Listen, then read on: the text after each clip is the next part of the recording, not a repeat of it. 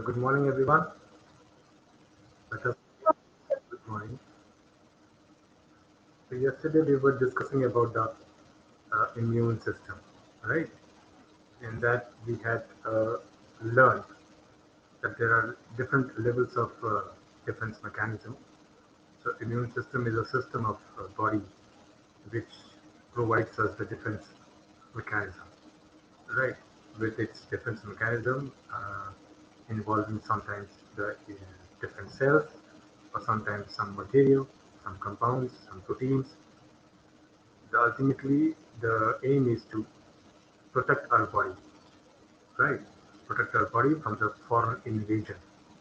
किसी भी बाहरी किसी की भी बाहरी रूप से कोई इन्वेजन हो हमारी बॉडी में, यानी कोई अटैक हो, उससे रोकने के लिए, उससे बचने के लिए जो सिस्टम हमारे पास है, हम उसको इम्यून सिस्टम कहते हैं. It provides resistance against the entry or the effect of any pathogen or any foreign body as such. तो किसी भी बाहरी रूप से किसी भी सब मटेरियल का, सब्सटेंस का, बॉडी का, या फिर किसी पैथोजन का, यानी कि वो बैक्टीरिया हो सकता है, वायरस हो सकता है, फंगस हो सकता है, या फिर कोई प्रोटोजोन हो सकता है, तो इन सब के अगेंस्ट में बॉडी उन्हें अपना काम करने नहीं देती है. It creates a resistance, or in other sense we can say it defends us with those against those pathogens. तो उसे हम कहते हैं immune system. And हमने कल we try to understand like there are different levels of defense mechanism. The first level is a physical one in which uh, the skin is the major part, major organ which provides the physical barrier. It provides a physical defense. It provides a barrier between the internal body and the external attackers of the foreign bodies. तो कल हम बात कर रहे थे तो कह रहे थे कि फिजिकल बैरियर को यदि कुछ क्रॉस कर जाती है. फिजिकल बैरियर मैंने कहा था कि स्किन के अलावा इन हमारी जो बॉडी है वो बाहर के एनवायरनमेंट से connected through the different openings in our body, like nasal opening, oral opening, opening at the eyes, opening at the ears, है ना, genital openings है, या फिर rectal opening है. ये सब जो है ये straight away एक जरिया है, a means है by which our internal body can interact or can have the effect of the external environment. तो यहाँ पे भी हमने अपने अपने तरीके से एक फिजिकल बैरियर क्रिएट किया हुआ है. आईज को हम आई लिड्स से हम कवर कर सकते हैं, और उसमें टीयर्स होते हैं. टीयर्स भी एक प्रकार के डिफेंस मैकेनिज्म प्रोवाइड करने वाले ग्लैंड्स हैं. टीयर्स जो है I mean tears are the they are the fluid which can provide the defense if something tries to enter to our eyes. And ears में मैंने कहा था कि वहाँ पर वैक्स होता है in the internal canal, ear canal में, जो कि प्रोटेक्ट करता है the entry of any foreign bodies. And एक और बात हुई थी कि हम वहाँ पे म्यूकस क्यों नहीं, जैसे कि हमारी बाकी जगह नेजल म्यूकस या फिर स्पूटम है माउथ में, वैसा कोई लिक्विड या फ्लूइडिक सब्सटेंसेस क्यों नहीं है ईयर में? बिकॉज यदि लिक्विड या फ्लूइडिक सब्सटेंसेस यदि बैरियर जैसे लाइक होते तो जो मेन प्राइम फंक्शन है ईयर्स का, that is to ear and to receive the sound waves. Sound waves में फर्क आ सकता है, they might get altered because of the wave theory. उसके कारण वो उनमें कुछ ऑल्ट्रेशन आ सकते हैं, तो we could not hear the exact, you cannot perceive the exact wave which is coming through the atmosphere. तो इसीलिए वैक्स होता है, वैक्स होने का जो कि पोरस होता है, जिसमें से वो वेव्स क्लियरली पास हो जाते हैं, but it gives a physical barrier for the entry of any foreign body. तो ये फर्स्ट लेवल ऑफ डिफेंस था, जो फिजिकल डिफेंस है, राइट. और जैसे अभी माउथ में जैसे हमारा स्पूटम है या फिर नेजल मर्कस है, तो इन सब में क्या है कि something tries to enter it either by sneezing और coughing, we expel them out. तो ये सभी चीज़ें हमारी रेक्टल में हमारा स्फिंक्टर्स हैं जो क्लोज जाते हैं, उनसे फंक्शन इज ओवर. और जेनेटल पोर्शंस में, जेनेटल ओपनिंग्स में भी हमारे पास म्यूकसी सब्सटेंसेस हैं, फ्लूइड्स हैं, जो कि प्रोटेक्ट करते हैं हमें against the entry of any pathogen from outside. अब हम इसके बाद बोले थे कि यदि फर्स्ट लेवल ऑफ डिफेंस को यदि क्रॉस कर जाता है कोई, वो सेकंड लेवल ऑफ डिफेंस को फेस करना होता है। यानी कहने का मतलब ये है कि इम्यून सिस्टम हमारी बॉडी का ऐसा सिस्टम है जो किसी भी फॉरेन सब्सटेंस को बाय हुक और क्रुक उसे मारने का ही काम करता है, उसे बाहर धक्का देके बाहर निकालने का काम करता है, किसी भी तरीके से हो। It has to do it, and उसके लिए उसने डिफरेंट डिफरेंट मैकेनिज्म्स डेवलप कर रखे हैं। एक तो पहला फिजिकल बैरियर था, जिसको if in case any pathogen or a foreign body crosses it and enters inside the environment of the body, then what happens? The second level of defense, or you can say the blood, जिसको मैंने कहा था blood एक बहुत बड़ा connective tissue है, जो हर tissue organ cellular level पे उसकी कनेक्टिविटी है। कनेक्टिव टिश्यू इसलिए कहते हैं कि इसकी अपनी कनेक्टिविटी है, connect with different types of cellular level organisation और टिश्यू लेवल टिश्यू ऑर्गन्स और organism, not organism, tissue level पे या फिर ऑर्गन लेवल पे या फिर सिस्टम लेवल पे। So with the help of different network, it has got the vessel network, the vascular network कहते हैं हम। तो वो vessels के थ्रू हर एक टिश्यू हर एक सेल से कांटेक्ट कर सकता है। It establishes a connection between all the tissue levels. तो इसीलिए हम इसको कनेक्टिव टिश्यू भी कहते हैं। वैसे एक और कनेक्टिव टिश्यू हमारे पास नर्वस सिस्टम, जो कि different level of tissue level पे कनेक्शन एस्टैब्लिश करता है, but that gives an coordination, communication वाला काम करता है हर एक टिश्यू के साथ में। That's why it has got a different mechanism of giving coordination, cellular coordination या फिर टिश्यू ऑर्गन लेवल कोऑर्डिनेशन, जिसके थ्रू एक जगह पे सेंट्रल सेंट्रल सिस्टम है जहाँ पे इम्पल्सेस या फिर क्या बोलते हैं उसको, इम्पल्सेस हो गए, उनको एनालाइज किया जाता है और उसके हिसाब से या फिर as per their analysis they react to.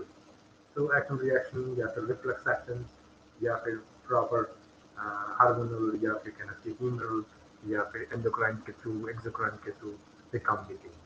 So that is also a connective tissue. The same way, blood is also a connective tissue which has got two components. One is the fluid component, and another is the cellular component. Fluid component मतलब plasma होता है, और cellular control component में आपको मालूम है कि different cells हैं, जैसे आरबीसीज हैं। RBCs has got they have gotten functionality of providing oxygen to different tissue levels because it can connect to any tissue level. So it gives the supply of oxygen which is required by every tissue level components, and with the help of course the hemoglobin which they have got. एक मैं एक अलग सी चीज़ बताता हूँ आप लोगों को यहाँ पे, कि आपने सुना होगा कि न्यूक्लियस में सॉरी सॉरी आरबीसीज में न्यूक्लियस नहीं होता है। यदि न्यूक्लियस नहीं है तो इसका मतलब क्या है, वो उसके पास जेनेटिक मटेरियल नहीं होगा। जेनेटिक मटेरियल नहीं है तो फिर भाई वो अपना खुद के प्रोटीन्स कैसे सिंथेसाइज करेगा, नहीं कर पाएगा, राइट। तो लोगों का एक प्रश्न था, एक ग्रुप ऑफ साइंटिस्ट लोगों का, ग्रुप ऑफ साइंटिफिक वर्कर्स का एक क्वेरी थी, एक क्यूरियोसिटी थी कि why RBC which is performing at the utmost important, the most important function, that is providing oxygen to every tissue level.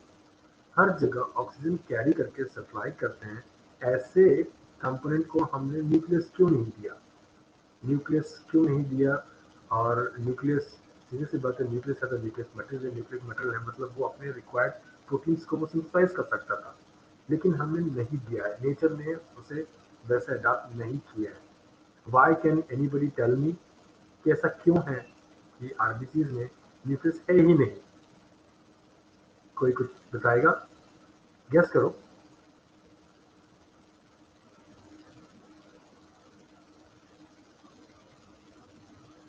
Anybody,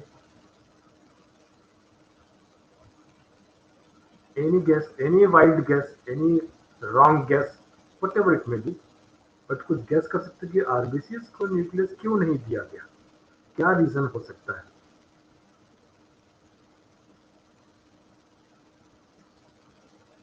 नहीं दिया मतलब कोई कोई है तो नहीं, लेकिन इन evolution they have you know they do not have nucleus with them, so that any gas, बात करिए आप लोग।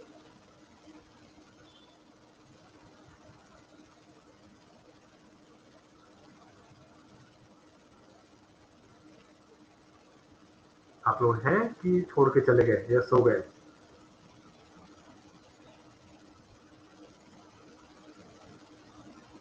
हेलो,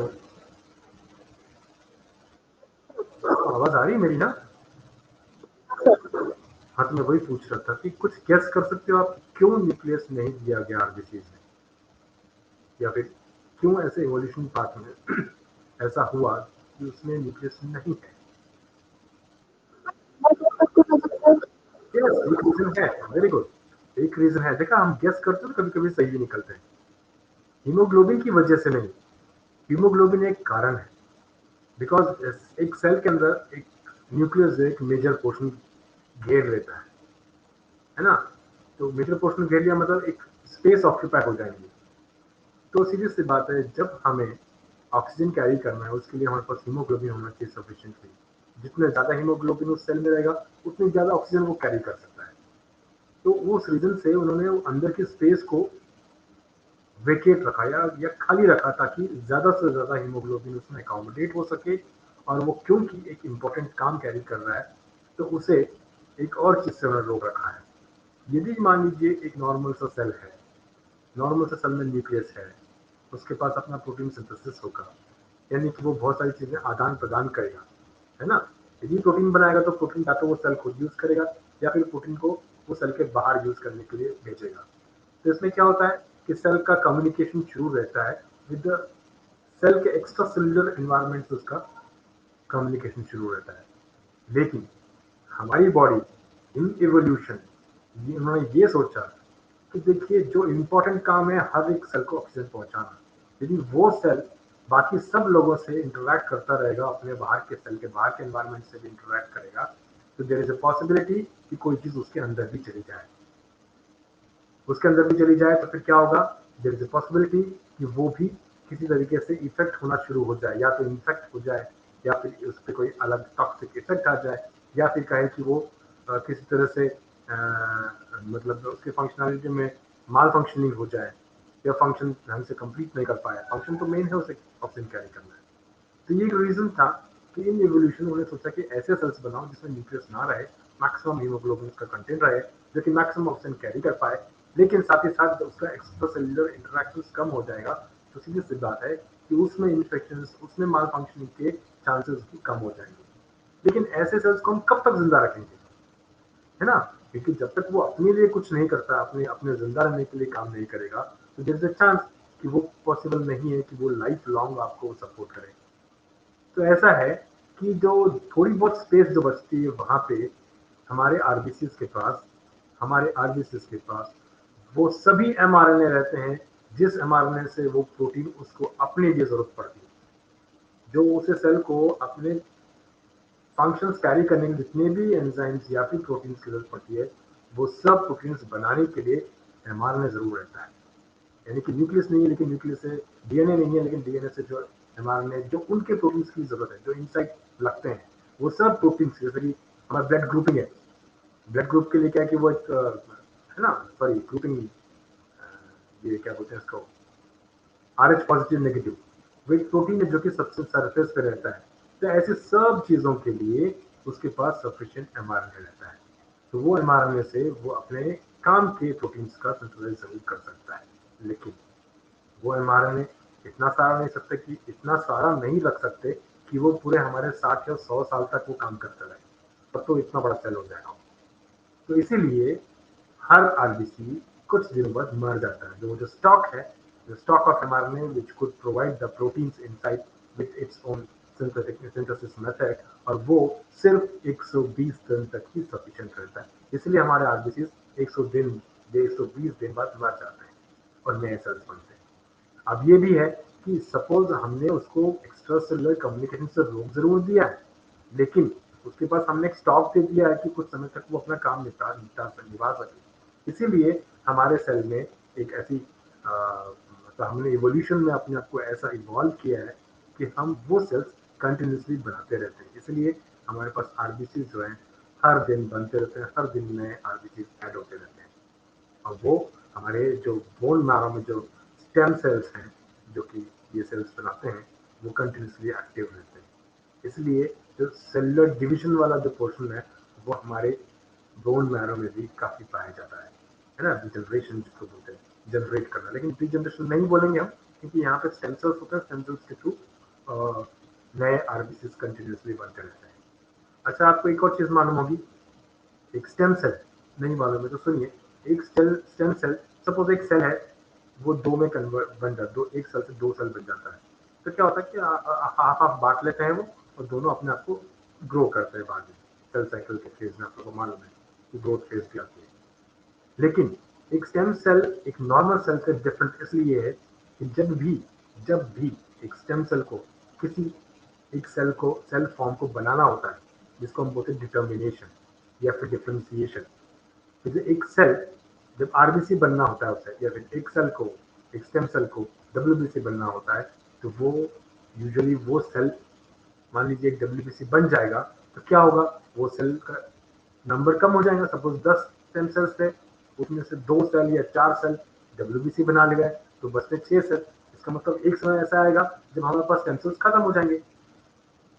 और आपको मालूम है आरबीसी से रेगुलरली हर 20 डेज में रिफ्रेश होते रहते हैं, यानी हर दिन बनते रहते हैं नए। तो इसको क्या किया जाए, तो उन्होंने क्या किया कि स्टेम सेल एक ऐसी प्रॉपर्टी है स्टेम सेल की कि हमेशा हमेशा वो अपनी एक कॉपी बनाता है, और दूसरा जो कॉपी बनती है उसकी, वो कॉपी डिफरेंशिएट होता है। यानी कि मान लीजिए आपके पास 10 स्टेम सेल है, तो आपके लाइफ लॉन्ग आपके पास 10 स्टेम सेल्स रहेंगे, क्योंकि जब भी एक स्टेम सेल डब्ल्यूबीसी बना रहेगा, तो अपनी कॉपी बनाएगा और एक कॉपी स्टोर करेगा, और एक कॉपी से डब्ल्यूबीसी बनेगा। ये खास बात है स्टेम सेल की।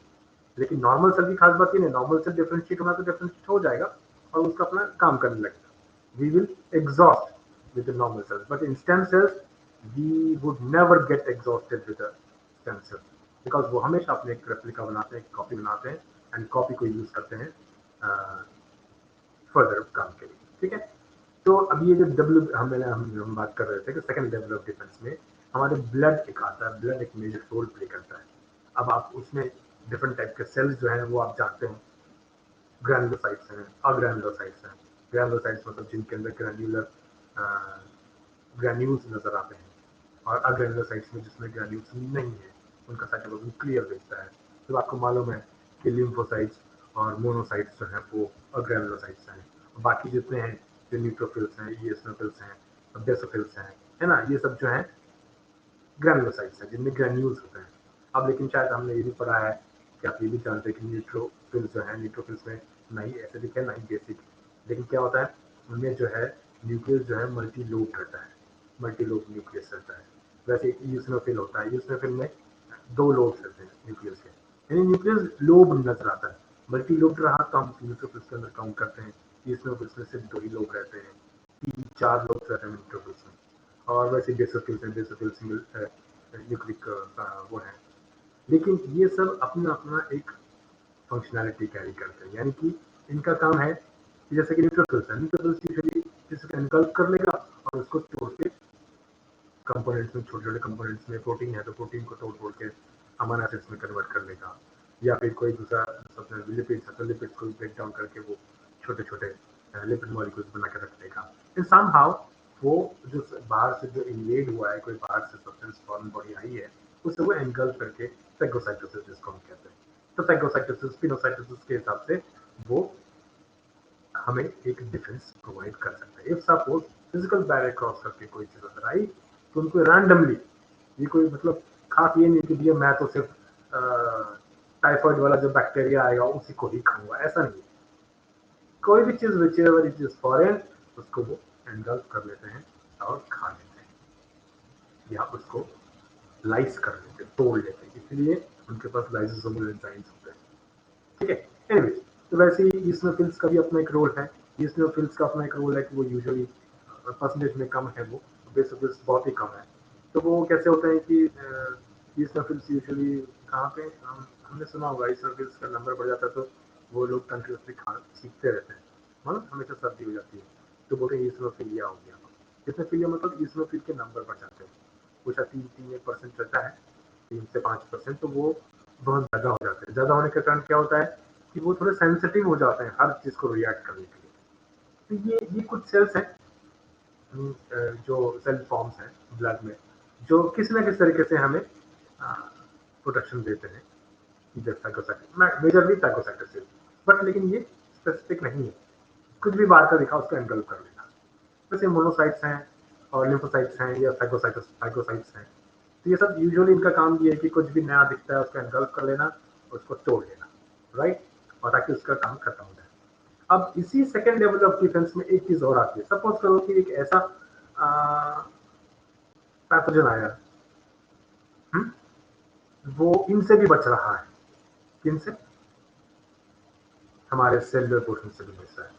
तब हमारे पास एक सिस्टम है जिसको हम बोलते हैं कॉम्प्लीमेंट सिस्टम। आपने सुना होगा कॉम्प्लीमेंट सिस्टम। ये कॉम्प्लीमेंट सिस्टम क्या है? कॉम्प्लीमेंट का मतलब होता है कॉम्प्लीमेंट, कोई एक चीज मेन है उसके साथ में कॉम्प्लीमेंट्री चल रही है, राइट। तो हमारे जो सेल्स थे, जो डब्ल्यूबीसी के डिफरेंट टाइप्स थे, वो यूजुअली हमें डिफेंस प्रोवाइड करते थे। हम स्कूल में सबसे पहले यही पढ़े कि ब्लड में डब्ल्यूबीसी होते हैं, व्हाइट ब्लड सेल्स कहते हैं, वो हमें डिफेंस प्रोवाइड करते हैं। जब भी कोई इन्फेक्शन होता है तो डब्ल्यूबीसी का नंबर बढ़ जाता है, because they need to invade दो पैथोजेंस या जो इन्वेजन हुआ है उनको। तो दैट वे ये तो सही बात है, लेकिन मैंने अभी एक बात बताई कि सपोज इनसे भी ये बच गए कहीं से, क्योंकि तो इनको डिक्राइज करने के लिए कोई तरीका होना चाहिए। हम तरीका कैसे होता है? जब ये बाहर के कोई पैथोजन हमारी बॉडी में एंटर करते हैं, जो फिजिकल बैरियर क्रॉस करके आते हैं, तो सबसे पहले उनके जो सरफेस के ऊपर है ना, अभी सपोज करो कि एक ऐसा आई मीन सोचो एक बड़ा सा हॉल है, हमारे कॉलेज का हॉल है, वहाँ पे मान लीजिए हमारे कॉलेज में ड्रेस कोड है ना, हर बच्चे को एक स्कूल यूनिफॉर्म या फिर कॉलेज यूनिफॉर्म पहन के आना है। लड़कियां सूट पहन रही है, लड़के फॉर्मल पैंट्स एंड शर्ट्स पहन रहे हैं। तो दे बिकम एक लगता है कि वो हमारे हॉल में जब रहेंगे, मान लीजिए हमारे कॉलेज के हॉल में सबके सब वहाँ पे हैं, तो हमें समझ में आ जाएगा कि सबके सब कौन है, हमारे हैं, because they are wearing uniform. ठीक है। अब सपोज कोई दूसरा बंदा उस हॉल में एंटर करता है, वो एक फ्लोरल शर्ट पहना है और एक जीन्स पहन के आया, लड़का या लड़की है फ्लोरल टॉप पहनी और एक जीन्स पहन के आया। तो ये दो जैसे आएंगे वहां पे, तो वो जो भी है हॉल में, ये दोनों को आराम से पॉइंट आउट किया जा सकता है, राइट। तो यही है, ऐसे पॉइंट आउट करते हैं, सीधे उनको अप्रोच करते हैं, भाई आप बाहर से हैं, you are an stranger to our community या फिर आर कॉलेज, और you may be the guest, है ना। तो अब ये क्या हो सकता है कि सपोज करो कि वो जो दो आए थे, हाँ, जो फ्लोरल ड्रेसेस में, वो तो स्पॉट किए जा सकते हैं। और ये मान लीजिए हमारी इम्यून सिस्टम, जिसको हम कहते हैं कि हमारा जो डब्ल्यूबीसी वाले जो है, वो हमारे वॉलंटियर्स समझ लीजिए। तो वॉलंटियर्स जो है उनको बोला गया था कि सिर्फ कॉलेज का फंक्शन है, कोई बाहर वाले आने नहीं चाहिए। They would simply spot them out and they would say, sorry, this is not for you, you can go out. Function के बाहर निकाल जा सकते हैं। ये एक नॉर्मल नॉन स्पेसिफिक, यानी कहने का मतलब ये है कि उन्होंने चेक ही नहीं किया कि वो हैं हमारे कि नहीं है। उन्होंने क्या कर दिया? They have been spotted because they have different attire, different costume. वो जो डिफरेंट कॉस्ट्यूम है वही तय करता है इन डब्ल्यूबीसी सेल्स को आइडेंटिफाई करने के लिए कि हाउ दीज बाहर से जो आए हैं उनको कैसे आइडेंटिफाई किया जाए। तो मैंने कॉस्ट्यूम बताया, वैसे सेल का कॉस्ट्यूम क्या है? उसका सेल मेम्ब्रेन। सेल मेम्ब्रेन के ऊपर जो प्रोटीन्स हैं, जितने भी प्रोटीन्स हमारे सेल के, हमारे डिफरेंट डिफरेंट टाइप के जो सेल्स हैं, उनके मेम्ब्रेन पे जो डिफरेंट प्रोटीन्स हैं, उसको हमारी इम्यून सिस्टम आइडेंटिफाई करती है कि ये हमारा है। यदि कोई बाहर का पैथोजन आया तो उसके सेल मेम्ब्रेन पे हो सकता है कि कुछ डिफरेंट प्रोटीन्स नजर आए। जो डिफरेंट प्रोटीन्स नजर आएंगे तो हम उसको क्या करेंगे? आइडेंटिफाई करेंगे एज फॉरेन। और उस समय ये हमारे जो सेलुलर डिफेंस मैकेनिज्म है, सेकंड लेवल ऑफ डिफेंस जो मैं कह रहा था, ब्लड सेल्स उनको आइडेंटिफाई करके उनको they might take them out, they might expel them out, और they might ask them to go out, है ना। अब ये बात हो गई किसके लिए? जो स्पेसिफिक नहीं है, कोई भी आया, सपोज उसमें से एक लड़की जो आई थी हिप्टोप से आई थी, लड़का जो आया था शिवाजी साइड से आया था, तो इट डजंट मैटर वो वॉलंटियर के लिए। वॉलंटियर को मालूम है कि भैया यूनिफॉर्म में नहीं है, मतलब ये हमारी बैग नहीं है, हटा दो। इवन इफ हमारे कॉलेज के ही बच्चे भी कोई ऐसे आएगा तो फिर भी उसे फॉरेन जैसे आइडेंटिफाई किया जाएगा और उसे निकाल दिया जाएगा। है ना। तो जब सपोज करो कि हमारे ही कॉलेज का बच्चा, हमारे कॉलेज के 10 बच्चे, तुम्हारे क्लास के 3 बच्चे कैजुअल ड्रेसेस में आ गए, क्योंकि रूल बना हुआ है कि जो यूनिफॉर्म में आना है उसी से हम आइडेंटिफाई कर रहे हैं कि वो हमारे हैं। तो अब वॉलंटियर्स क्या होता है, सपोज जो हमारे बच्चे भी, हमारे कॉलेज के बच्चे भी कैजुअल ड्रेसेस में आ गए, तो भी वो फॉरेन जैसे आइडेंटिफाई किए जाएंगे। ये कब पॉसिबल है हमारी बॉडी में?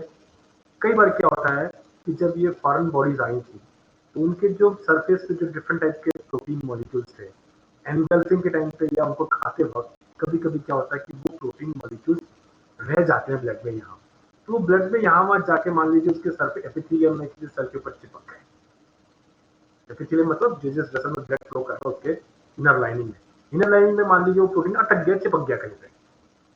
तो हमारे वो वॉलंटियर्स दे वुड नॉट सी, क्योंकि वॉलंटियर्स हो सकता है कि वो आर्ट्स ग्रुप के हों, तो साइंस वालों को पहचानते ही। तो लेकिन वो कैजुअल ड्रेस में आए तो उनको भी पकड़ के बोलेंगे भैया आप ड्रेस में, वो बोलेंगे हम यहीं के, हम यहीं के। I don't know it, because यहाँ के होते तो आप यूनिफॉर्म में आए थे, अभी आप उसमें हो, मैं आपको पहचानता नहीं हूँ, आप बाहर जाइए। वो फिर फोर्सफुली उनको भी बाहर निकाल रहे हैं। कहने का मतलब ये है कि हमारा ये जो बाहर के जो पैथोजेंस आए तो उनके प्रोटीन सीधी हमारे बॉडी के सेल्स पे भी यहाँ वहां दिखे, तो हमारी इम्यून सिस्टम या फिर हमारे जो सेल्स हैं हमारे इन सेल्स को भी खा जाते हैं। इसको बोलते हैं ऑटो इम्यूनिटी। कोई ना कोई रीजन होता है जब हमारी इम्यून सिस्टम हमारे सेल को आइडेंटिफाई नहीं कर पाती है, just because of an number of reason. मैंने एक रीजन दिया कि वो प्रोटीन मॉलिक्यूल्स उनके सरफेस पे दिखते हैं, इसलिए वो उनको खा लेते हैं। ये ऑटो इम्यूनिटी है, ठीक है। और जैसे मैंने बताया था ईओसिनोफिलिया की बात की थी, ईओसिनोफिलिया भी वैसे ही है, ये भी बाहरी वालों को आइडेंटिफाई करते हैं, लंग्स में यूजुअली बहुत ज्यादा होते हैं। तो वो क्योंकि लंग्स जो है स्ट्रेट अवे एक्सपोज है बाहर के एनवायरनमेंट से, हर मिनट में 16 बार बाहर की हवा अंदर आती है तो बाहर जाती है, तो देयर आर चांसेस कि बाहर के बहुत सारी चीज हमारे लंग्स में अंदर आती है और जाती है। तो इसमें फिर इनको रिएक्ट करते हैं, राइट। कभी कभी क्या होता है कि ये भी हमारा फॉल्टी सिस्टम है कि ज्यादा इसमें फिर इकट्ठे हो गए, तो वो क्या होता है कि कई बार ऐसा होता है कि हम जब इनहेल करते हैं तो बहुत सारी फॉरेन चीजें हमारे बॉडी के अंदर जाती हैं, but usually they do not harm us, और फिर वो बाहर निकल भी जाते हैं। Sometimes they remain in the lungs only, but they do not harm us. ऐसे बहुत सारे पैथोजेंस हैं जो हमें हार्म नहीं करते। लेकिन ईओसिनोफिल्स, ईओसिनोफिल्स एक रीजन है, ईओसिनोफिल्स उसको भी सोचते हैं कि ये है हम, ये फॉरेन है, तो रिएक्ट करने लगता है। तो क्या होता है कि हर एक मिनट में हम 16 बार तो बाहर की चीजें अंदर लेते ही, 16 टाइम्स एटलीस्ट। आजकल तो कोई भी 16 टाइम्स किसी की ब्रीदिंग काउंट 16 नहीं है, सबके 20-25 या छोटे छोटे सांस लेते हैं। तब कितनी बार बाहर की चीज को हम लंग्स के अंदर लेते हैं। लेकिन क्या है कि हमारे सिस्टम को समझना होता है कि ओके ठीक है, ये आए थे, ये तो हम करते नहीं कि बाहर चले जाए। यही बॉडी ने उन हर एक फॉरेन चीज को जो हमको हार्म नहीं कर रहे उसको भी रिएक्ट करने लगे। याद रखना, मैं जो बता रहा हूँ उस चीजों को ध्यान रखना। मैंने बताया था अपने ही सेल्स को मारना ऑटो इम्यूनिटी में चला जाता है। अब यहाँ पे जो मैं कंडीशन बताऊँ उसमें क्या रहा कि हमें उसको रिएक्ट करने की जरूरत ही नहीं थी, वो आएगा और चला जाएगा, because it's not harming us, it's not damaging our tissue. लेकिन कभी कभी ऐसी सिचुएशन ऐसी आती है कि हमारे इसमें ज्यादा हो जाते हैं कि वो हर एक बार जो भी अंदर आ रहा है उसको रिएक्ट करते हैं, उसको फॉरन समझ के अपनी एक्टिविटी शुरू कर देते हैं। इसको हम बोलते हैं हाइपर सेंसिटिविटी। इसको कहते हैं हाइपर, मतलब हमारे सेल्स, हमारे इम्यून सेल्स जो है वो हाइपर सेंसिटिव हो गए। जो बोलते हैं जो धंधर धंधर करते हैं, कुछ बच्चे होते हैं जो बहुत धंधर धंधर करते हैं काम करने के लिए, तो वो जो ज्यादा सेंसिटिव है, हाइपर एक्टिव है। तो ऐसी यदि हाइपर एक्टिविटी हो जाती है उन सेल्स की, डिफेंस प्रोवाइड करने वाले सेल्स की, हम उसको बोलते हैं hyper sensitivity in terms of immunity. ये हाइपर सेंसिटिविटी एक रीजन है अस्थमा होने का। अस्थमा में वही होता है कि हमारे इम्यून सेल्स जो है वो हाइपर सेंसिटिव हो जाते हैं, थोड़ा सा भी कुछ फर्क आया तो रिएक्ट करते हैं उसके पीछे। तो उसका रिएक्शन क्या है कि भाई बाहर से कुछ चीज लंग्स में आ रही है तो लंग्स के जहां से हवा आती है उसको कंस्ट्रिक्ट कर देते, छोटा कर देते, कम हवा है। वो डिफेंस मैकेनिज्म है जिससे कि हम हवा की क्वांटिटी को रोकते हैं। तो वही होता है कि थोड़े से भी बाहर की चीज आने से हमारी इम्यून सिस्टम के सबसे इतना ज्यादा रिएक्ट करते हैं, हाइपर एक्टिव हो जाते हैं, जिससे कि उस समय जरूरत नहीं थी हमारे ब्रोंक्यूल्स को कंस्ट्रिक्ट करने की, बट स्टिल दे कंस्ट्रिक्टेड, और वो हमें ब्रेथलेसनेस होती है। आस्थमा में यही होता है, asthma is a result of hypersensitivity of our immune system. Okay, तो ये चीजें हैं। तो अभी हम ये जान रहे थे कि ऐसे डिफरेंट सेल्स हैं जो हमें प्रोवाइड करते हैं, डिफेंस प्रोवाइड करते हैं। अब इसके अलावा इनसे भी यदि कोई बच गया, कैसे बच जाएगा? अब सपोज करो मैं बताता हूँ, वही हॉल वाला सिचुएशन ले लो जहाँ पे पूरे हमारे कॉलेज के बच्चे थे, यूनिफॉर्म में थे। अब हमने अलग कलरफुल ड्रेस पहन के जो आया था, हम उसको आइडेंटिफाई कर लिए थे, हमारे वॉलंटियर जो कि हमारा इम्यून सिस्टम था उनको बाहर कर दिया। यदि हमारे कोई कॉलेज के बच्चे भी कैजुअल ड्रेस में आते हैं तो उनको भी एज अ स्ट्रेंजर बोल के उनको भी बाहर, ये ऑटोमेटिक। और ये क्या नाम है, हमारे वॉलंटियर्स बहुत ज़्यादा एक्टिव हैं, इतने 500 की भीड़ में बहुत ज़्यादा एक्टिवली काम कर रहे हैं, तो वो हमारी हाइपर सेंसिटिविटी है। हर एक जो भी कैजुअल ड्रेस में दिखा तो भगा दिया, पता चला कि वो कैजुअल ड्रेस में हमारा टीचर आया, टीचर को भी भगा दिया उन्होंने। ये हाइपर सेंसिटिविटी। अब सपोज करो कि लोगों को पता लग गया कि हम कैजुअल ड्रेस में जाएंगे तो हमें बाहर निकाल दिया जाएगा। अब वो मेरी एक भांजी है जो टेस्ट ऑफ पेपर, सपोज वो आना चाहती है फंक्शन को अटेंड करने के लिए हमारे कॉलेज के हॉल में, तो वो क्योंकि मेरी भांजी है उसको मालूम है कि यहाँ पे यूनिफॉर्म पहनना पड़ता है।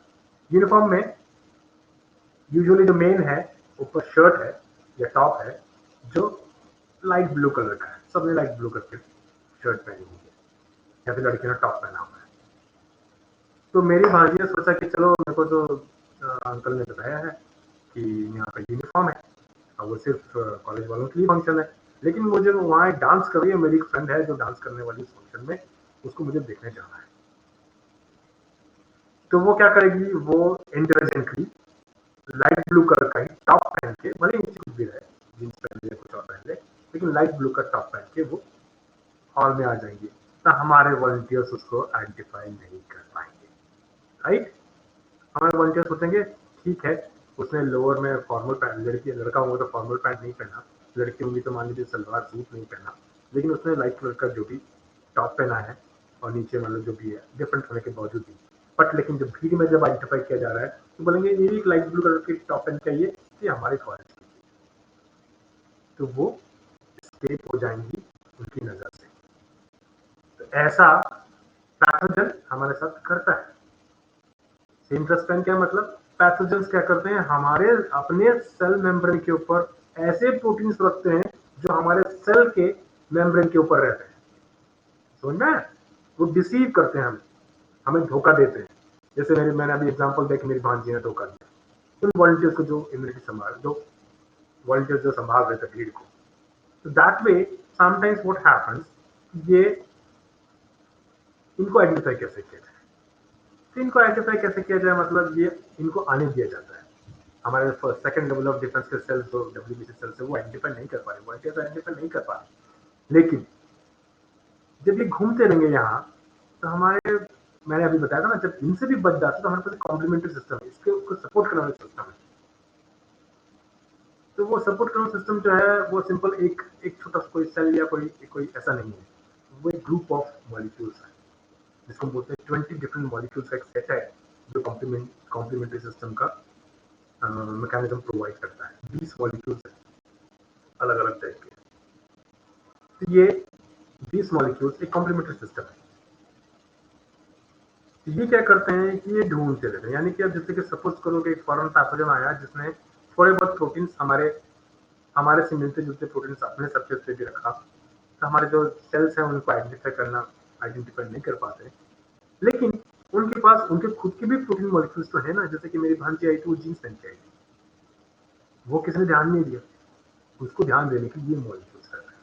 अरे इसने तो ये प्रोटीन वाला मतलब लाइट ब्लू टी शर्ट जरूर पहना है, टॉप जरूर पहना है, लेकिन नीचे जीन्स पहना है, लड़कियां जीन्स नहीं पहनती, कॉलेज में अलाउड नहीं है।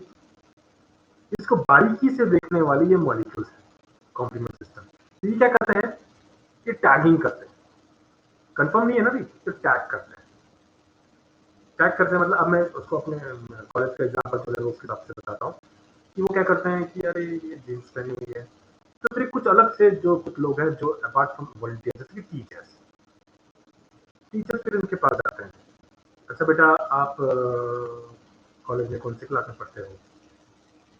तो बोलेगी मैं यहाँ BA में हूँ। अच्छा, तो लेकिन आपको मालूम है कि आपको सूट पहन के आना चाहिए था, आप ये ड्रेस पहन के क्यों आए? तो बोले नहीं, मेरा सूट गंदा था इसलिए मैंने कैजुअल ड्रेस पहन के आ गई। कैजुअल ड्रेस में तो फिर आना था, आई कार्ड लेके आना चाहिए था आपने, आई कार्ड दिखाइए।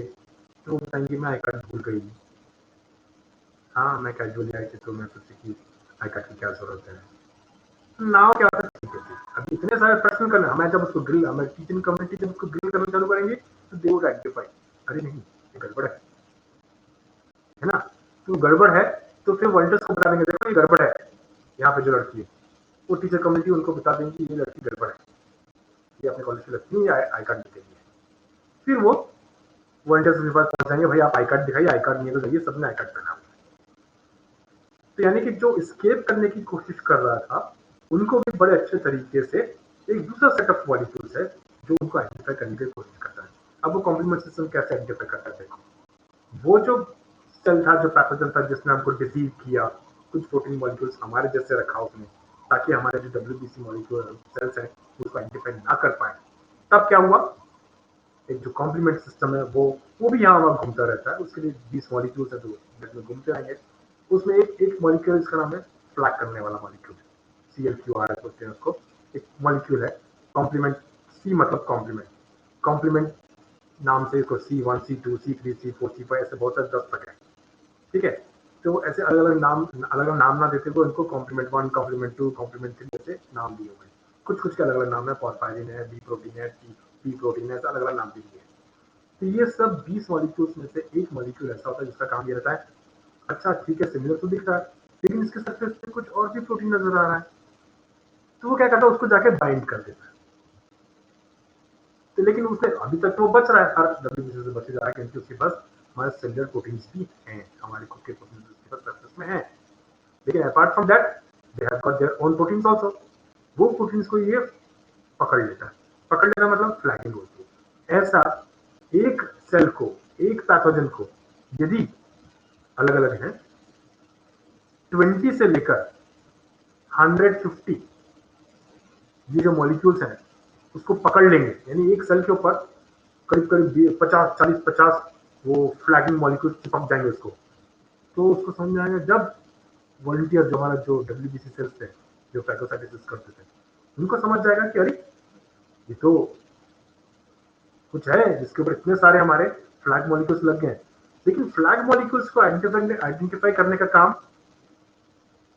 वो जो WBC के सेल्स फैगोसाइट वो बहुत जल्दी नहीं करते, इट ऑल टेक्स टाइम।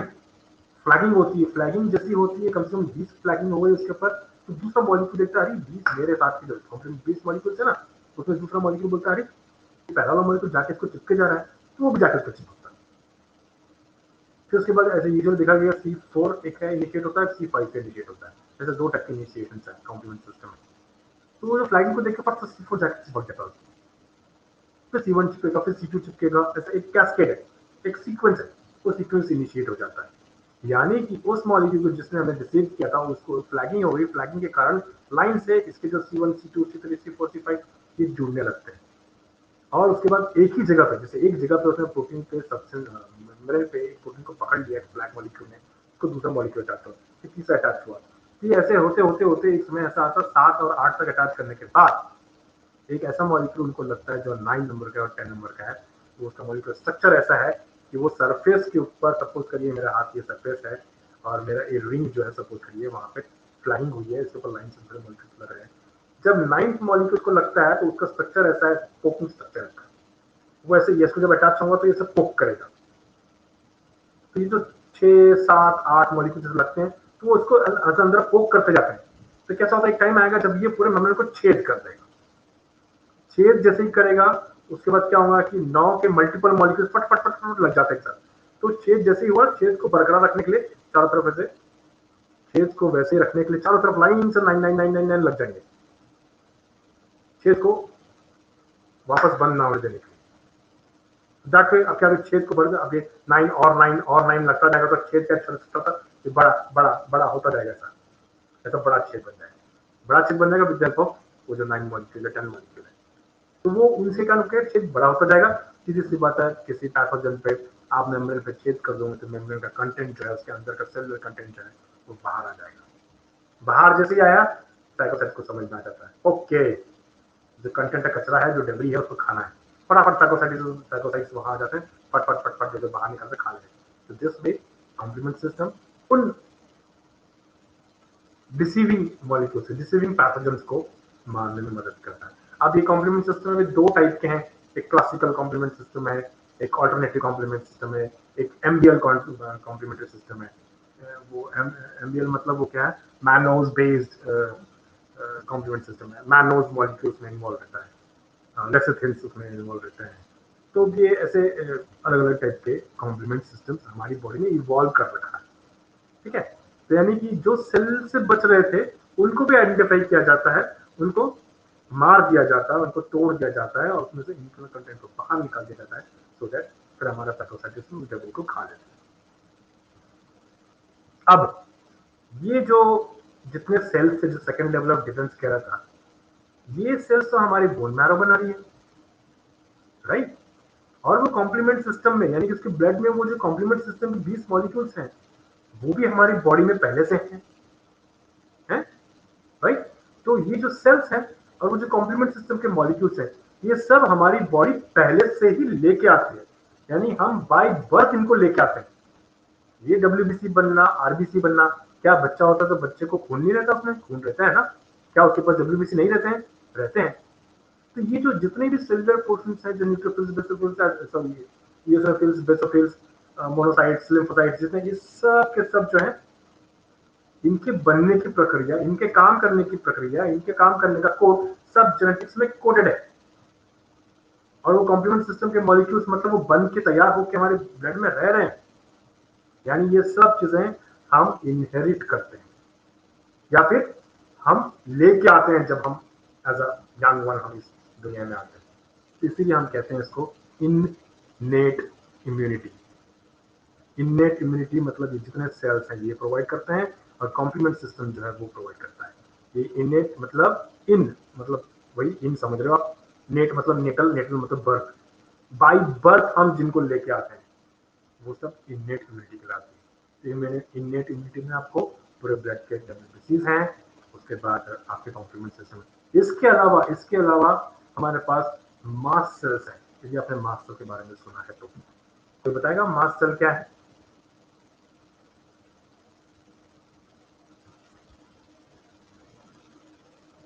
बोलो बोलो, इतनी देर बोलता हूँ मैं, बीच में थोड़ा सा रेस्ट देने के तुम्हें भी तो बोला करो।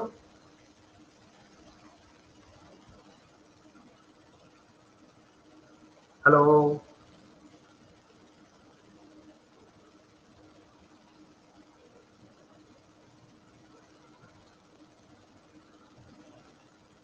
मेरी आवाज आ रही है?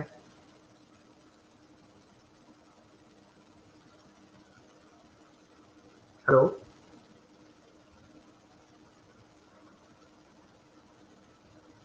मेरी आवाज आ रही है?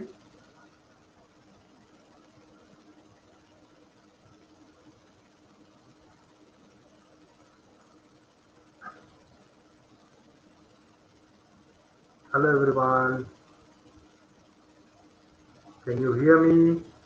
कहीं नहीं हो आप लोग, एक एक मिनट लगाते बोलने के लिए। तो आपने कभी मास्ट सेल के बारे में सुना है?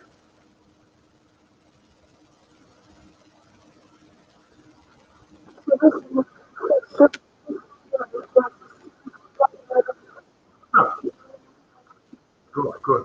तो मतलब कहने का मतलब मास्ट सेल वो स्पेशलाइज्ड सेल्स हैं जो कभी ब्लड में भी हो सकते हैं या ब्लड के बाहर भी हो सकते हैं। ये पाए जाते हैं यूजुअली हमारे कनेक्टिव टिश्यूज में, अपार्ट फ्रॉम ब्लड। दूसरे कनेक्टिव टिश्यूज हैं, कैसे? जैसे आप देखोगे हमारे जो इंटरनल वेसरा है, वेसरा मतलब जहाँ पे लिवर, किडनी विडनी सब है, इंटेस्टाइन, उसके ऊपर आप देखो पतला से मेम्ब्रेनस एक लेयर होती है उनके ऊपर, जिसको हम मिसेंट्रीज बोलते हैं। वो मिसेंट्रीज एक कनेक्टिव टिश्यू है, उनको होल्ड करने के लिए एक पतला सा झिल्ली जैसे पतला सा लेयर रहता है। जो कोई नॉनवेज खाते हैं तो उनको मालूम होगा, यदि आपने कभी चिकन या मटन लाने की कोशिश की हो कहीं से और उसको हमारे लिए ड्रेस करता हुआ देखा होगा, तो आप देखेंगे कि फ्लैश को जब वो काटता है उसकी पतली पतली लेयर रहती है, उसको निकाल निकाल के फेंक देता है। हालांकि कोशिश करते हैं कि जब वो ड्रस करते हैं तो निकाल दें, लेकिन जब हमको पीसेस करके देते हैं तब वो फिर से ना कहीं कहीं रह जाता है, तो वो छोटी छोटी टिश्यू को निकाल कर देख देता है, क्योंकि वो जो कनेक्टिव टिश्यू है उसमें यूजुअली स्पेशलाइज सेल्स हैं जो इम्यूनिटी वगैरह प्रोवाइड करते हैं, मतलब वो रेजिस्टेंस देते हैं, वो कुछ मदद करते हैं बाहरी इन्वेजन को पहचानने के लिए। सपोज करो कोई पैथोजन ब्लड के जरिए ना आया, किसी और तरीके से अंदर घुस गया, कहीं चोट लगी थी, कट था, कट में से अंदर आ गया, उसको कैसे आइडेंटिफाई करेंगे? तो वो वहां दिखाता है कि जब वो पैथोजन आके अपना काम कर रहा होता है तो वहां पे समझ में आता है कि उसके टॉक्सिन्स वहां से निकल रहे हैं, तो वहां पे ये मास्ट सेल्स जो है उनको आइडेंटिफाई करते हैं। मास्ट सेल की खासियत ये है कि इनके उनके पास क्या होता है, हिस्टामाइन्स। हिस्टामाइन्स नाम का एक प्रोटीन है जो यूजुअली इम्यूनिटी प्रोवाइड करने में या फिर उसको कहना चाहिए इन्फ्लेमेशन शो करने में मदद करता है, यानी कि वो ढेर सारे हिस्टामाइन्स छोड़ देगा जहां पे भी उसको वो पैथोजन नजर आता है, अपार्ट फ्रॉम ब्लड वेसल। तो क्या होता है, यानी कि ये सेल्स यूजुअली अपने टिश्यू को छोड़ के बाहर आते हैं, और ये आने के बाद उस जगह पर जहां पे इन्फेक्शन वहां पहुंचते हैं, वहां पे हिस्टामाइन्स छोड़ देते हैं। हिस्टामाइन्स जैसे छोड़ देते हैं तो histamines are picked up by blood vessels, जैसे पिक करते हैं तो इंडिकेशन जाता है ब्लड वेसल्स में, है ना, ब्लड वेसल्स के अंदर एक केमिकल मैसेज चला जाता है कि यहाँ कुछ तो गड़बड़ा है, यहाँ से हिस्टामाइन्स आ रही है। तो अब एक खास फिनोमेना है जिसको हम ये बोलते हैं कि हमारे ब्लड के वो फैगोसाइट्स, वो लिम्फोसाइट्स है, मोनोसाइट्स, वो ब्लड वेसल को छोड़ के ब्लड वेसल से बाहर आते हैं, उस जगह पे पहुंचते हैं और वहां पे उनको एनगल्फ करते हैं। अब आप बोलोगे ये तो कुछ तो भी बता रहे थे, ब्लड वेसल में से सेल बाहर कैसे आएंगे, वो तो ब्लड वेसल क्लोज है। अब इसको मैं किसी और दिन बताऊंगा आपको। ये एक फिनोमेना है जिससे यूजुअली ब्लड के फैगोसाइट्स जो है अपनी जगह छोड़ के, वेसल को छोड़ के, वेसल से बाहर निकल के, जहां से हिस्टामाइन से मैसेज आ रहा था उसमें से बाहर निकल के फैगोसाइट्स करते हैं। तो ये मास्ट सेल्स, तो ये सब मास्ट सेल्स हो गए, डब्ल्यूबीसी हो गए, और कॉम्प्लीमेंट सिस्टम, ये सब हम बाय बर्थ लेके आते हैं, इसलिए हम इन्हें इननेट इम्यूनिटी में काउंट करते हैं। अब एक बार हम बच्चे जन्म ले लिए, फिर क्या होता है कि हम कंटिन्यूसली हम बाहर के सांस लेते हैं, सांस लेके हम बाहर की कई सारी चीज़ों को हम इनहेल करते हैं, इनहेल करने के बाद फिर हम बहुत सारी चीज़ों को हमारी बॉडी आइडेंटिफाई करती है, देखती है ये क्या चीज़ है, ये हमारी बॉडी का नहीं है, ये फॉरेन नजर आ रहा है। तो लाइक वाइज फिर क्या करती है, उनके अगेंस्ट में उनकी मेमोरी रखनी शुरू करती है, यानी कोई चीज़, नई चीज़ बॉडी में आई, भले उसने उसने कुछ किया हो ना किया हो, या इन्फेक्शन किया हो, जैसे कि हम बोलते हैं कि हमें बचपन में एक बार कोई बीमारी हो गई तो फिर से वो बीमारी नहीं होती है, कुछ कुछ वायरल इन्फेक्शन वैसे हैं, है ना। तो वो पैथोजन जब हमारी बॉडी में जाते हैं तो उनको उनसे सीखते हैं, उनसे सीखते हैं कि ये कोई नई चीज़ है, अपार्ट फ्रॉम हमारे पास जो था अभी तक, हमारे डब्ल्यू क्या करते थे, खा जाते थे जो कुछ बाहर से आए, उनको ये मतलब नहीं था कौन है, जैसे मैंने बताया ना, वो हिस्टोप से आई लड़की है कि शिवाई साइंस लड़की है, वो मतलब नहीं था, वॉलंटियर्स का काम था उनको बाहर निकालना। तो वही हमारी ये जो इन्नेट इम्यूनिटी वो वही करती है कि जो आया बस खा लो। लेकिन सपोज जिसने उनको डिसीव किया, कॉम्प्लीमेंट सिस्टम है हमारे पास, उसको पकड़ने के लिए। एंड सपोज करो कि इन सब के अलावा भी कुछ और भी चीजें आ गई हैं जो कि हमको डिसीव करके हमारी बॉडी में है, तो इसको क्या करती है, बॉडी हमेशा आई है उसके हमारे फर्स्ट जब इन्नेट सिस्टम ने उसको किल कर लिया, लेकिन जब वो आता है तब हमारे पास एक चीज रहती है जिसे हम बोलते हैं, एक दूसरी इम्यून सेल्स है हमारे पास जो उसको रिकॉग्नाइज करते हैं, उसकी एक मेमोरी बना के रखते हैं, है ना। और फिर जब जरूरत पड़ती, नेक्स्ट टाइम जब आता है उसके बाद उसके रेस्पॉन्ड उसको अच्छे से नहीं करते। फर्स्ट टाइम मैं उसको आइडेंटिफाई किया, सपोज फर्स्ट टाइम हमारी मीटिंग हुई थी, यहाँ पे एक फंक्शन हुआ था, उसमें हमने देखा कि मेरी भांजी आ गई, ठीक है, उसको ड्रिल कर लिए, उससे क्वेश्चन पूछ लिया, आई कार्ड पूछ लिए, समझ में आ गया कि ये बाहर की है, तो स्पॉट कर लिया। उस समय उसने देर रीजन दे दिए कि वो ऐसी थी, मैं जल्दी में भूल गई, आई कार्ड भूल गई, तो उसे टीचर ने नोट कर लिया। 4 दिन बाद एक और, टीचर ने कुछ नहीं किया, टीचर ने बता दिया है वॉलंटियर्स को, भैया ये बाहर की है। समहाउ उसने अपने आप को कन्विंस कर लिया वॉलंटियर्स को, तो उसको एक आधा घंटा देखने दे दिए, आधा घंटा रहने दे दिए, आधे घंटे में क्या हुआ कि उसके फ्रेंड का फंक्शन, उसके डांस प्रोग्राम खत्म हो गया, उसने बोला ठीक है अब मैं चली जाती हूँ, चली गई। लेकिन सपोज करो वो 3 दिन बाद दूसरा फंक्शन हुआ, उसमें फिर से आई वैसे ही, तब तो फट से आइडेंटिफाई हो जाएंगे। ये होता है। ये आइडेंटिफाई कैसे हुआ? क्योंकि जो टीचर ने जो ग्रिल किया था उससे 4 क्वेश्चन जो किए थे, वो क्वेश्चन करने के कारण टीचर ने अपनी मेमोरी में रख लिया कि ये लड़की, चेहरा देख लिया उसका और अपने मेमोरी में रखा था। नेक्स्ट डे 3 दिन बाद जब फिर से फंक्शन, फिर से वो वैसे ही आई, उसको फट से स्पॉट कर लिया गया, ये वही लड़की है, तो फट से वॉलंटियर्स को बोल दिया गया, वॉलंटियर्स से भगा दिया। या फिर वॉलंटियर्स को ध्यान भी नहीं है तो टीचर खुद ही जाके बोलता आपने पिछले बार भी एक्सक्यूज दिया था, इस बार भी आपने लाया नहीं, प्लीज आप यू मे लीव। ये है, ये जो सिस्टम था जिसमें पहले ग्रिलिंग करके, जब ग्रिलिंग हो रही थी और उसे निकाल दिया जा रहा था, तब एक दूसरा सिस्टम जो टीचर्स वाला सिस्टम जो मैं बोल रहा था, वो बैठ के ये देखता रहता है, वो ग्रिलिंग करते समय उसको आइडेंटिफाई करके उसकी मेमोरी में डालता है। मेमोरी में डालने के बाद नेक्स्ट टाइम जैसे आई तो उसने समझ आइडेंटिफाई कर लिया, गेट पे आइडेंटिफाई कर लिया, वॉलंटियर्स को बोल दिया निकालो, या फिर टीचर खुद जाके बोल देगा कि आप पिछले बार स्कूल गए थे, इस बार तो कम से कम आपने आई कार्ड लाया होगा, नहीं लाया तो यू मे गो आउट। ये है हमारी एक्वायर्ड इम्यूनिटी, इसको हम बोलते हैं हमने एक्वायर किया। वो डिसीव करने वाले को टीचर कम्युनिटी ने देखा, समझा, उससे कुछ प्रश्न किए और अपनी मेमोरी में बिठाया, नेक्स्ट टाइम आई तो फट आइडेंटिफाई हो गई।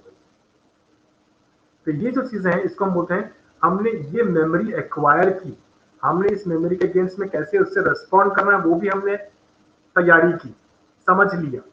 When the second time she had come, हमने फट से उसको आइडेंटिफाई करके बाहर कर दिया। ये है हमारी एक्वायर्ड इम्यूनिटी। और इस एक्वायर्ड इम्यूनिटी में जिसको एक और नाम है एडाप्टिव इम्यूनिटी, एडाप्ट करना, अपने आप को एडाप्ट करना इम्यूनिटी को, तो एडाप्टिव इम्यूनिटी के बारे में बोला जाता है। ये आता है जो थर्ड लेवल डिफेंस में, है ना, ये अल्टीमेट लेवल है। इसको किसी ने क्रॉस कर दिया तो अब कुछ नहीं हो सकता, हमारी बॉडी गई, ठीक है, फिर वो पैथोजन हावी हो जाएगा।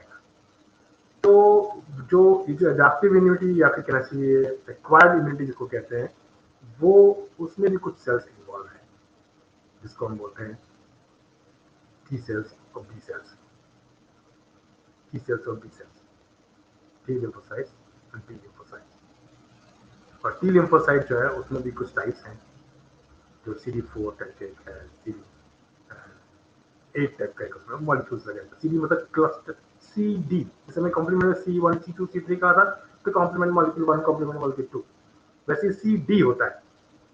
सब छोड़ के जा रहे हैं, क्या बात है?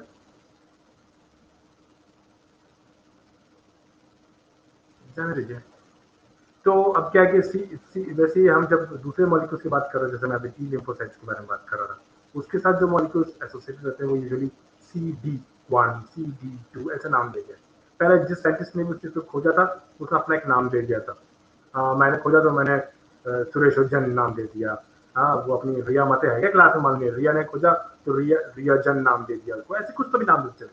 तो देन जितने सारे मॉलिक्यूल्स हैं उन सबको आइडेंटिफाई कैसे करेंगे, सर नाम से कैसे याद करेंगे? Then they have started nomenclature जिसमें क्लस्टर डेजिग्नेशन, या फिर बोलते हैं CD1 CD2 CD3 CD4, और एक टाइप का मॉलिक्यूल जो एक टाइप का फंक्शन इम्पैक्ट करता है। तो ये इसके मदद से टी सेल्स, कुछ हेल्पर टी सेल्स रहते हैं, कुछ मेमोरी टी सेल्स रहते हैं और कुछ साइटोटॉक्सिक टी सेल्स रहते हैं। यानी हेल्पर टी सेल्स को जाके आइडेंटिफाई करता है, जो ग्रिलिंग कर रहा था वो हेल्पर टी सेल है, और जो मेमोरी में रख रहा था वो मेमोरी टी सेल है। उसके बाद जो मारने वाला सेल है जिसने उसको बाहर भगा दिया। इस प्रकार से फिर बी सेल क्या है, बी सेल उसको भगाने के तरीके ढूंढता है, यानी बी सेल एंटीबॉडीज बनाता है, उसके अगेंस्ट की बॉडीज बनाता है जो उसको इनएक्टिव कर दे, और फिर हो सके तो वो इनएक्टिव करने के बाद हमारे फैगोसाइट्स जो वॉलंटियर्स उसको भगा के बाहर निकाले। तो दैट वे ये हमारा इम्यून सिस्टम का एक ओवरव्यू था। टाइम हो गया है, विल साइन ऑफ टुडे। तो इसके बारे में मैं आज आप लोग को एक वीडियो भी डाल दूंगा, तो वीडियो को भी एक बार देखना आप, तो उसमें और क्लियर हो जाएंगी कौन कौन से सेल्स के कैसी एक्टिविटीज़ हैं, कौन कौन से फंक्शंस हैं, किस किस जगह पर वो काम आते हैं, एक एक्वायर्ड इम्यूनिटी क्या है। अब एड्स जो है वही है, एक्वायर्ड इम्यूनो डिफिशिएंसी सिंड्रोम, यानी हमारे पास जो एक्वायर किया हुआ जो इम्यूनिटी है उसके डिफिशिएंसी को एड्स कहते हैं। यानी कि वो जो टी सेल था, टी लिम्फोसाइट था, उसके T4 लिम्फोसाइट यूजुअली, उनको ये खराब कर देता है वायरस। तो हमारी जो एक्वायर की गई थी जो मेमोरी, उसको खराब कर दिया, तो हमारी इम्यून सिस्टम की पूरी मेमोरी वॉश आउट हो जाती है। इसलिए वो एक प्रकार का सिंड्रोम है। सिंड्रोम इसलिए कहते हैं क्योंकि भाई वो एक बार वो सिचुएशन आ गई तो नए वापस हम रिवाइव नहीं कर सकते, जिसको हम एड्स कहते हैं, एक्वायर्ड इम्यूनिटी या फिर एडाप्टिव इम्यूनिटी डेफिशिएंसी सिंड्रोम। तो ये वही हमारे एक्वायर करने की जो इम्यून सिस्टम का जो कंपोनेंट है, जिसको टी सेल और बी सेल कहते हैं, ये उनको खराब करता है। उनको खराब करने के कारण क्या होता है कि हमारी इम्यून जो मेमोरी थी, जो नई चीजों के अगेंस्ट में मेमोरी जो थी, वो मेमोरी वॉश आउट हो जाती है। यानी कहने का मतलब वही है कि उसी हॉल में वो टीचर कम्युनिटी जो इनको ड्रिल करके मेमोरी कर रही थी, यदि वो फंक्शन में टीचर कम्युनिटी ही नहीं रहे तो समझने वाली बात ये है कि वहां पे कोई कंट्रोल नहीं रहेगा, कोई वॉलंटियर सर्वर काम नहीं करेंगे, और विदाउट टीचर्स कोई फंक्शन ढंग से कैरी ऑन नहीं होता है। टीचर नहीं तो भी एक वॉलंटियर जो मॉनिटर करें, जिसको वो नहीं रहा तो वो chaos हो जाएगा, इम्यून सिस्टम काम नहीं करेगा। Anyways, try to understand this. और उसके बाद अपन ने तो देख लिया है, और कुछ रेस्पॉन्सेज है, रेस्पॉन्ड कैसे कैसे रेस्पॉन्ड करते हैं टी सेल, किस तरीके रेस्पॉन्सेज, सेलुलर रेस्पॉन्सेज है और एंटीबॉडी रेस्पॉन्सेज है, ये सब के बारे में कुछ डिटेल्स में है, उसके लिए मैं वीडियोज अपलोड करूंगा या फिर डिस्कस करेंगे। ओके, चलिए, thank you for sign off today.